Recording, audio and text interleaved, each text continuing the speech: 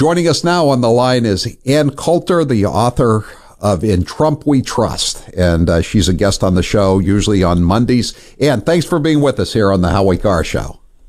Good to talk to you, Howie.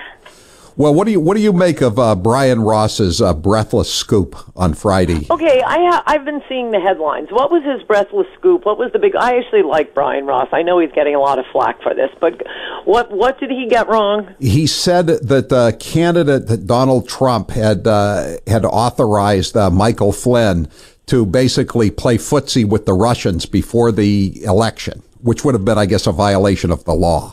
But he never did that. It was a totally bogus story. He didn't. Right. He asked him in late December of last year. Right. The transition. 7 months after the election, and all he asked him to do was ask him if the Russians can help us get rid of ISIS in Syria, which doesn't really sound like a treasonous offense to me. Well, I will say in Brian Ross's defense, he's a very good reporter most of the time. Yes, he's made a few mistakes. One famous one I know you're going to bring up to me. A few mistakes? We don't have time for me to bring up all the mistakes, Ann. Yeah, but he was great during the Clinton stuff. I mean, he's a real reporter. I don't think he is doing this out of political ideology. I think he wants to be first, and he wants to go fast, and he wants to have breaking news. Well, you know the story of Pavlov's dog, right? You say something to the dog, you show him a piece of meat, and he starts salivating. In this case, George Stephanopoulos was Pavlov, and Brian Ross was Pavlov's dog.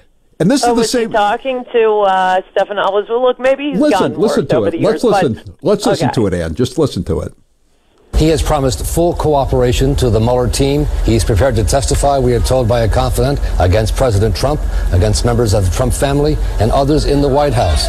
He is prepared to testify that President Trump, as a candidate, Donald Trump, directed him to make contact with the Russians, which contradicts all that Donald Trump has said at this point.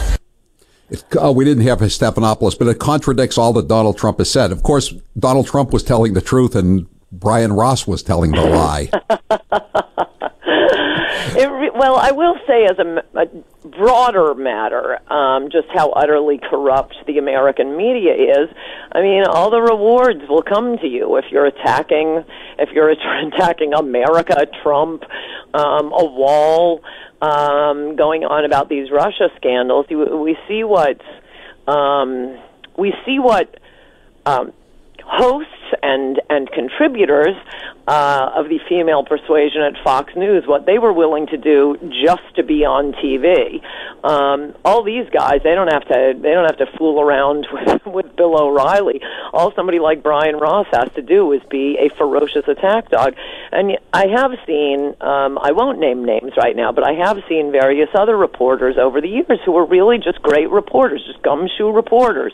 And they get blowback if they report anything negative about a Democrat. They become a non-person in the media. They're not going to get any TV interviews.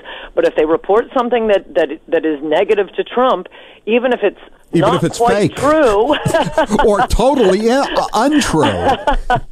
You know, how many times? Let's do a little search. How often is Brian Ross? I don't watch that, whatever it is, Good Morning America.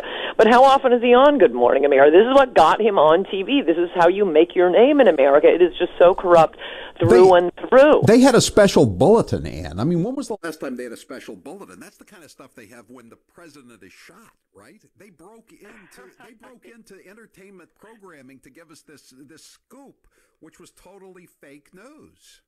Well, you know what? I think these reporters ought to start noticing, because a lot of them that I did have respect for, and Brian Ross isn't the only one, who were really great reporters back when Bill Clinton was president and was committing, felony after felony. And they're just reporters, and it falls right in their lap. They're good at what they do. They produce all this stuff. And I could see them being sidelined by their own networks, their own newspapers. Suddenly the only things they're reporting on are something like some boring story like Chris Christie's Bridgegate, and we're getting constant updates from some of these actually really great reporters. But I would like, I mean, they ought to wake up and notice, hey, Hillary lost the election. Now even Weinstein isn't safe. Now even Matt Lauer isn't safe. Maybe it's time to go back to being just the straight good reporters that you wanted to be and that you're capable of being. Hey, Ann, are you enjoying these scandals as much as I am and most of our listeners are? With Weinstein and Lauer and Levine and Hockenberry and Spacey and all the rest of them.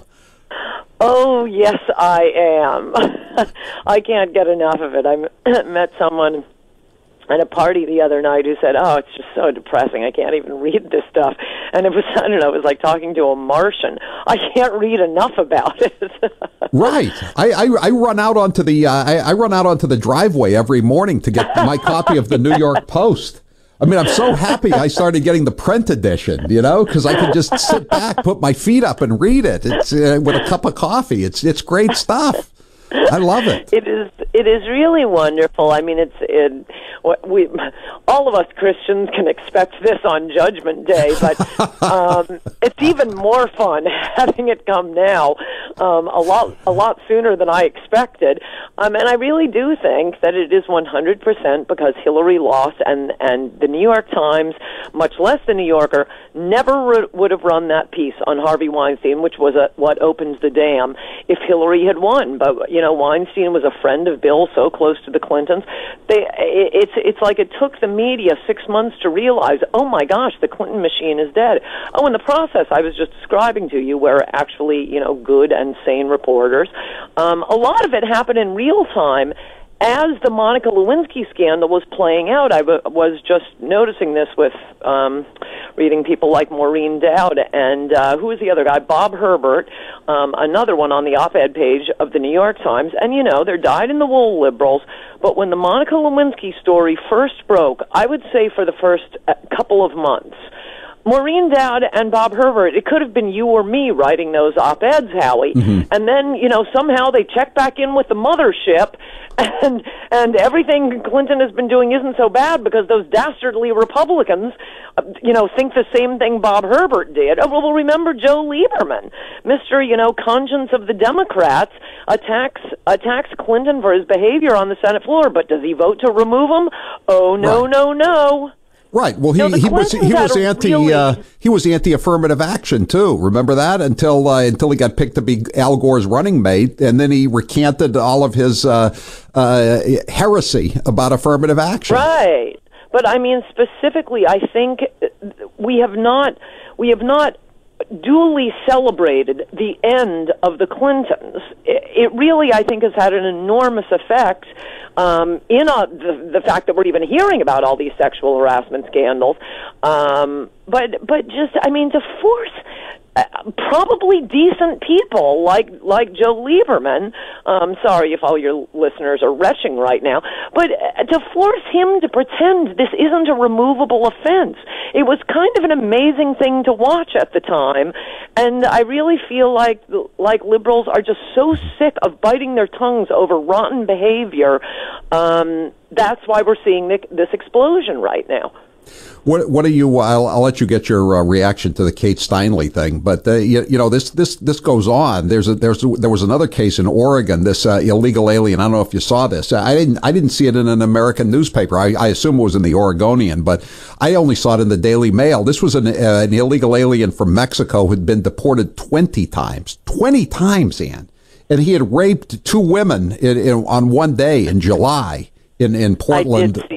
I did see that. And by the way, I comment on that in Adios America, which, as you know, and your listeners know, was not originally going to be entirely about immigration until I realized this massive cover-up we're getting both from our government and our media.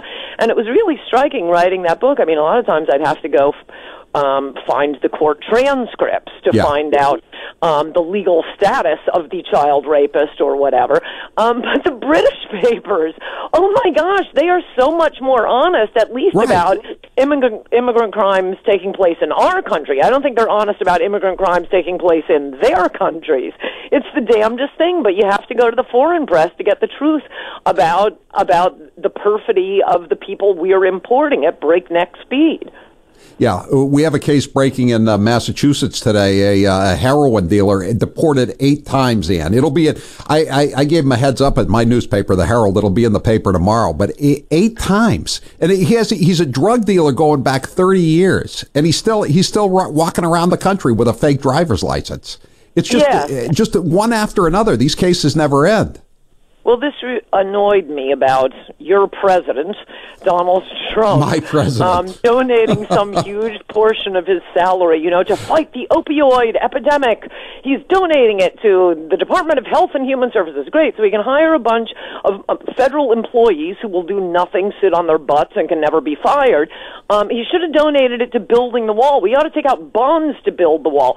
As I think I've mentioned on this program before, I've been screaming it from the rooftops, this magnificent book, Dreamland, by a great investigative reporter, and still a great investigative reporter, Sam Quinones from the Los Angeles Times.